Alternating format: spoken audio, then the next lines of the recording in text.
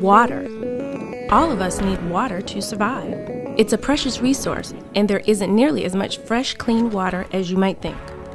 While water covers 71% of the Earth's surface, only 3% of that is fresh water. And of that 3%, 2/3 is locked up in the polar ice caps. That leaves just 1% of the planet's water readily available for us to use. We haven't run out because water changes states and goes through the water cycle over and over again, replenishing our fresh water. For example, a lake's surface water gets heated by the sun. It evaporates, turning from liquid into gas, then collects as water vapor in clouds, condensing to water. Then it precipitates as rain. This may infiltrate the soil or run off and continues the water cycle.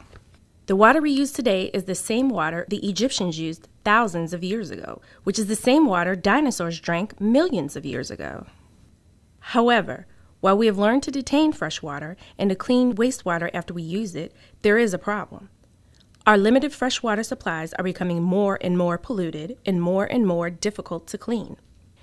Our drinking water supplies are threatened by many harmful contaminants like nitrogen and phosphorus, which can create algae blooms that are dangerous for aquatic ecosystems, and bacteria like E. coli, which can cause serious illness. But where is this pollution coming from?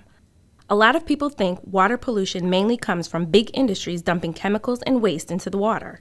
This is called point source pollution because the source can be tracked back to a specific point or event. But today that simply is not true.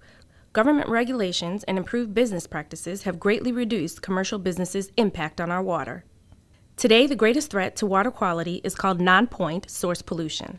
This means that the source of pollution is spread out and can't be tracked back to a specific incident or location. So, who is really the greatest threat to our precious water supply? It's people like you and me, and as our numbers grow, so does the impact of our small actions.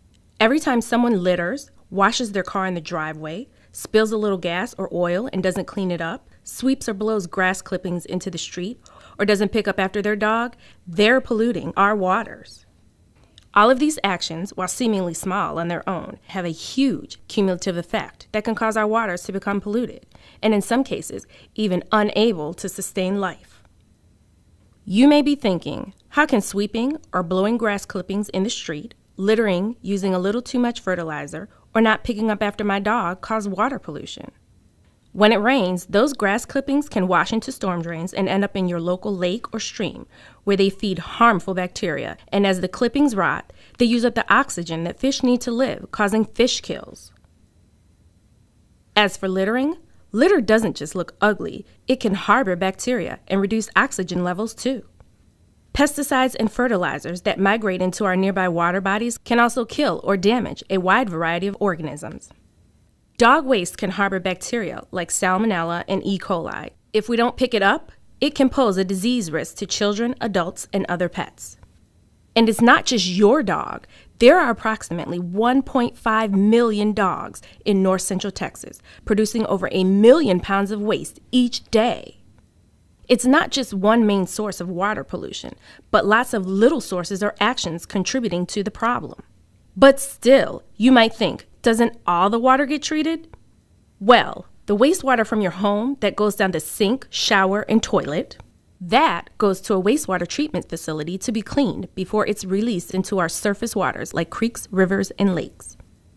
But storm drains are a completely different system. When it rains, stormwater runoff, or rainwater moving across the ground, picks up pollutants like litter, oil, or dog waste and carries them right down the storm drain.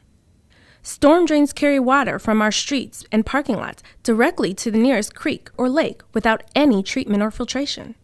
That creek or river feeds our reservoirs, and that's where your drinking water comes from.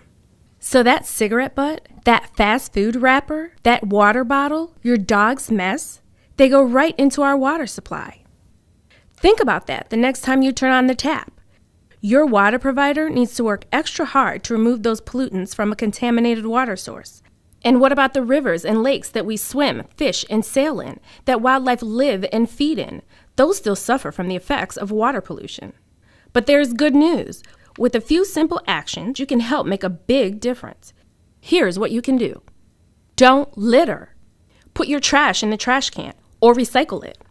And pick up after your dog, even in your own yard. Dog waste isn't fertilizer. It can actually damage your grass and contains harmful bacteria. You can put it in the trash, bury it, or flush it. And if you're going to wash a car, use a commercial car wash that recycles its water. Or wash the car in the grass so the soap, dirt, and grease don't go down the storm drain. Your lawn will naturally filter the water, and you're watering the grass at the same time. Speaking of grass, when you're mowing the lawn, sweep or blow the grass clippings back into the grass and limit the use of fertilizer and pesticides. Remember, it's up to all of us to do our part to make the world a better place. After all, it all comes back to you in the end.